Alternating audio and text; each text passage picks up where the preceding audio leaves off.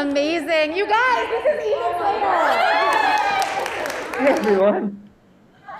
So I told them all the story about how my friend Amy, who I went to high school here at Milken with, had a mutual friend with you, and how you're so generous in giving us some time. And we thought maybe you could talk to us a little bit about like what it was like to be in a show like SpongeBob, where there was no precedent at all. You were really creating it from the ground up, and what that experience was like for you. Yeah, totally. It was awesome. First of all, you all are doing SpongeBob, right? That's right. So we have That's SpongeBob right here. She's crying. Just that feels right. we've got, and a bunch of other wonderful, wonderful people who are the citizens of Bikini Bottom. That's amazing. If well, okay, I'll just jump into that question, which is that working on SpongeBob was just like the joy of a lifetime because I got to start working on it before we had a script, before we had any music. There was just like this idea that maybe we could do a story with SpongeBob, but without, foam cutouts, just like bodies in space. And so I auditioned for this like movement workshop when I was 19 and I was in college. And it was, this is just like sort of wild experience. I like went in and I did a scene from the TV show. And I did the worst SpongeBob impression you have ever heard in your life because I didn't think I could do justice to it. I was like, I've never like had a good SpongeBob. My friends all had good SpongeBobs and I never like did a good impression. So I went in and I just sort of like did the whole scene like this. And then when I had to laugh, I was like, ha. And at the end of the audition, my physical comedy routine went really well. And so Tina, the director, was like, okay, great. So why don't you come back tomorrow? And between now and then, like work on the voice. It's pretty important. So I did, and I spent just like 24 hours straight just trying to figure out how to, do some version of it. And then I got it, but I got like a really over the top, like really, really high up here version of it. And she was like, okay, that's a good place to start. Like we'll start there. And then I spent like 5 years pushing and pulling and trying to figure out how to make it like 65% SpongeBob and 35% Ethan, or somewhere in the middle. And that was a really cool process. And so I was really grateful to have 5 years for that because it was really hard. It was a push and pull constantly. And I'm sure that you've been feeling, I'm sorry, what's your name? Who's playing SpongeBob? SpongeBob right here is Alana. That's Alana. Uh-huh. Oh yeah, sorry. And we did our auditions the first week in December, and we go up in about 2 weeks, 3 weeks, yeah. Oh, so like a similar amount of time that I have. Yeah, totally. Yeah. Well, I was just gonna say, like that rush process, like that's super awesome, and I'm sure you have to make like big choices fast, which is super cool. But I can imagine that's kind of tough because I was really grateful to have all that time. But I will say, each time we did it, I only had like 2 weeks. It was like, okay, we started and 2 weeks later we had to do a presentation. And so I've been in all of you, I'm sure, knowing this show, everyone has to make big choices and work really, really hard the whole time. So that's a big ask. Anyway, I'm a rambler, so feel free to cut me off. I go on. I don't know. I think the other big question I have before maybe we take some student questions is, so we are also a Jewish day school. And I understand from Wikipedia, that great resource, that you also went to a Jewish day school. And, to maybe talk a little bit about like your experience from Jewish day school attendant to Broadway superstar. And like if there's any aspirations back here behind me, what that might look like or could look like potentially. Yeah. So I went to a Jewish day school just outside of DC from first grade to 8th grade. Mm-hmm. And then I went to a different school for high school. But every Sunday I would go to my shul for 4 hours a day and do a Hebrew high school. So a different kind of high school experience. My sisters went to that Jewish day school for high school. Anyway, which is all to say that that's like, something that I've thought about a lot. And when I spoke at my Jewish day school and like did a Q&A there a couple of years ago, I got a lot of interesting questions that I had literally never thought of before. Like, how does Judaism like play into the way that you approach a show? Or, do you feel weird performing on Shabbos? And I would say that for some people, I don't know what people, like if there are people here who, you know, if you guys are worried about that ever, or if that's something that you think about, it wasn't really something that I thought about, to be totally honest. My sister is Shomer Shabbos. We grew up conservative-ish. But it is something that sort of plays into it, right? Like like this career, this industry is kind of asking you to be on at all times. And there's some like workers' rights issues and all this stuff that plays into it, but it's asking you to be on at all times, which means that I've had to go to rehearsal on Yom Kippur. And like, that was a really big deal for me. And it was really upsetting, actually. But I didn't feel like I could leave. I was doing SpongeBob, actually. So it is like a lot of sacrifices and a lot of things that you have to like make conscious choices all the time. And you're not always going to make the right ones. You're going to make ones that you're going to regret. And then you just have to have the wherewithal as you become older to be like, okay, well, this was actually really important to me and I'm not going to do that again.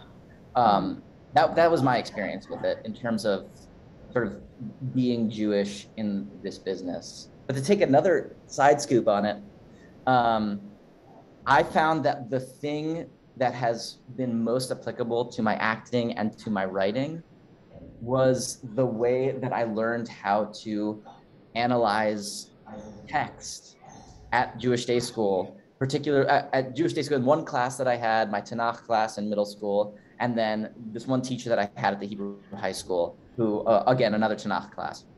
And I just thought it was like this like invaluable thing to take a passage and be like, okay, well, here's a dozen different interpretations and they all have value. And for some people, the value is like so strong that it becomes the religion, right? Like, and for some people, it's one interpretation. And you're like, well, you know, some days I listen to Rashi and some days I listen to Rambam and some days I listen to Ramban and, you know, like all of these different things. There's something really beautiful about that and malleable in your thinking. And so that has been really important to me in my writing and my work as an actor. Is that kind of what you were? No, that's perfect. That's amazing. Okay, I love. So I you know, want to turn it around here. Are there any like burning questions over here, Noah? Say who you play. Yeah, absolutely. Hi, I'm Noah. I play Pearl. Really nice to meet you. How do you get like fully into your character? Yeah, that's a good question. I feel like it's different depending on what I'm working on.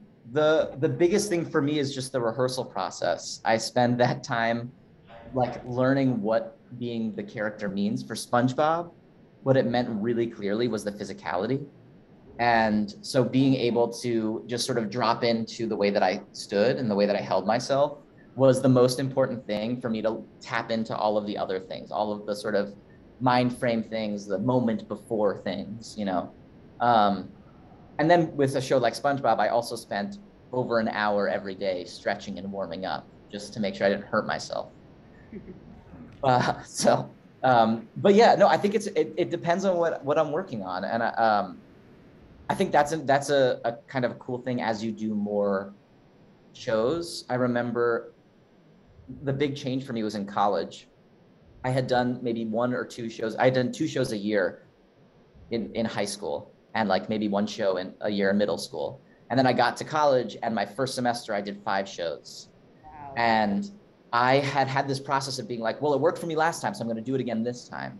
And then a little thing would change, but I didn't clock that it's actually different every time and you have to be open to a new experience. And it's different based on who you're with and what the material is. So yeah, getting into character is like a really interesting thing, but to me, it changes based on who the character is, which is a cop-out of an answer. But I will say that I love physical work. So that is always a big way in for me. Awesome. Thank you. All right, cool. Yeah, Mason. I'm Mason. I play Squidward. All right. How do you like implement acting into singing? Like, how do you meld the two together? Ooh, super good question. It's really hard to do because it's kind of like doing this thing. Oh, you can't see my hand. There it is. It's kind of like doing that, especially with a show like this where the singing can be so hard at certain times. Hopefully you're not finding that, but I found it really difficult at certain times. I think at the end of the day, like for me, the key is to not to stop, to learn the notes really well, like really know what the music is, and then just try to stop thinking about what the notes are and just say the sentences. It's kind of, there's this exercise that I always hated, which is, Sorry, I'm rolling my eyes at them because this is an exercise I do with them all the time. oh, monologue, the song is a monologue. Speak the line. How would you say this line? Now sing it that way. Oh, yes, that's what I do. That's what I do. 100% that's what I do. I love it. I'll send the checks in the mail. Amazing. Sorry, yes, Bella. So I am Bella and I play Larry and Gary. Yes. And my question is like along the lines of like a combination of the two, but like how do you like find that like when you said like fall into the character, like how do you find that like placement of what the character is? Yeah, super good question. I feel like the exercise that I've done in classes that I don't really use a lot, but I'm gonna say it anyway because I think it actually has been really helpful for me, is like there's this exercise which maybe you've done. It's like, does your character like lead with their head? Do they lead with their pelvis? Do they lead with their knees? When they walk around, you walk around the space, you're like, do they lead with your like right shoulder? That kind of stuff.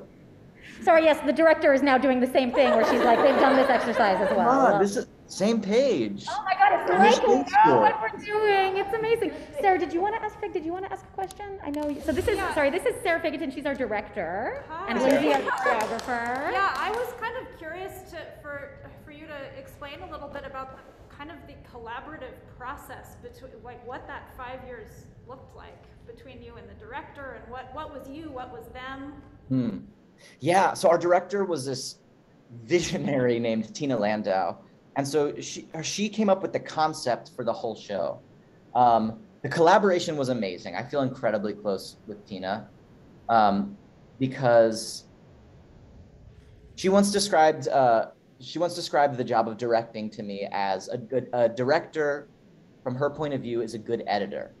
It's somebody who allows a ton of ideas to come up and then can, edit them down. And she was specifically talking about with new work, which SpongeBob was at the time.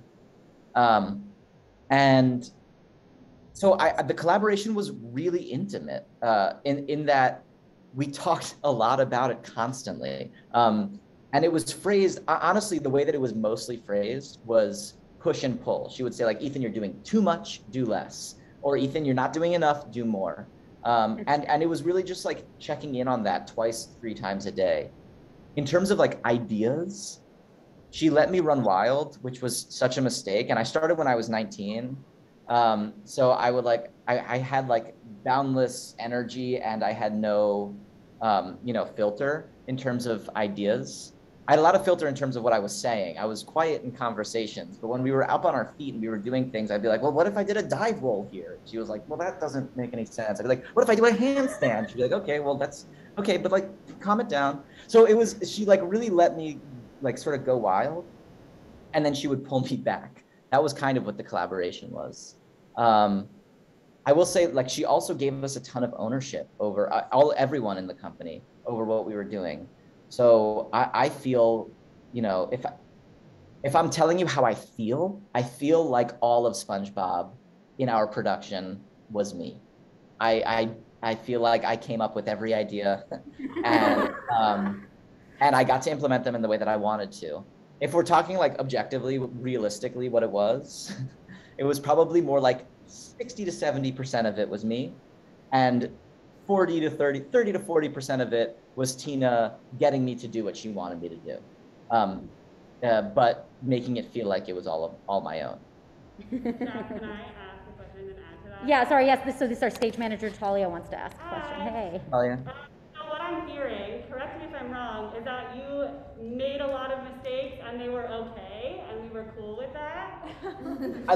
I really love your phrasing of that, because I was just saying, so I'm doing a new show right now. I'm doing another new play in Chicago, right across the street from where we did SpongeBob. This is the Chicago skyline, pretty cool. You can only see me. Anyway, but I'm doing a new play right now, and I just did another, too much backstory, Ethan. I was talking to another actor, and I was saying after 2.5 years away from, we haven't done plays in like, 2 years. And I was did a lot of theater. I was very comfortable in a rehearsal space. And then I did the show Assassins in New York just a couple months ago. And my biggest regret of that whole process was that for the first 4 weeks, all of rehearsal, I was so worried about making a mistake that I didn't let myself make mistakes. And then we got to tech and we got on stage and I was just kicking myself because the best way to learn is to like totally screw up and go really big and be wrong, or go really small and be wrong, or like try to do it off book because you want to try something physical and you forget all your lines. Sometimes the best moments happen when you go up on your lines. So yes, making mistakes is crucial to my process. And I forgot about that. And I'm doing it right now. So I'm a week into rehearsal right now for this new play. And I am making a fool of myself. And it's going great. Amazing. Do we have time for another question, you think? Yeah, for sure. Maybe one more? Yeah, Noah. Hi, I'm Noah. I play Plankton. All right. Hey, Noah. I'd like to start off by saying I have a really embarrassing picture of us in Times Square in 2018. Also, it's true. Also, I have a cop out of a question. Pro tip in terms of like acting, but also specifically for this show. Like, what is like one thing that just like we have to know and that we should go into Tech Week with? Ooh, it's a really good question. I think that my biggest pro tip, and the only thing that I feel like really comfortable as a piece of advice to give, is that theater and acting in general, no matter which medium, is inherently collaborative. And sometimes being on stage can feel really vulnerable and really exposed. And so it's easy to forget that. But being part of a company being a collaborative part of a company is kind of the most important thing. And especially in this show, this show was written like as an ensemble, and we came up to it together as an ensemble. And of course, every production is super different. So I don't know what your production looks like. I'm sure it's like pretty wonderful.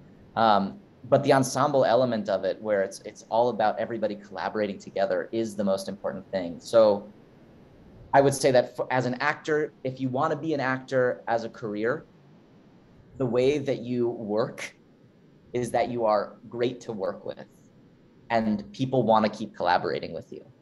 It's also the way that you make the best art, because theater is a communal medium. And for this show, one of the beautiful things about it is that Bikini Bottom gets to look at each other in the eyes and be terrified together, and be hilarious together, and be overcome with joy together. So as you're in tech and you're feeling like a little nervous because all of a sudden there's lights on, there's like, people out there, and it just feels really exposed, I would look into the eyes of the people that you're on stage with and enjoy the communal element of it. Amazing. Thank you. Ethan, I want to thank you so much for giving us your time today. Do you guys want to say thank you? We know you're very busy, and we really, really could not say thank you enough for giving us your time today. Well, yeah, thanks for calling me into your rehearsal process, and break legs, everyone. This was awesome. Thank you so much. Thank you. Have a good one.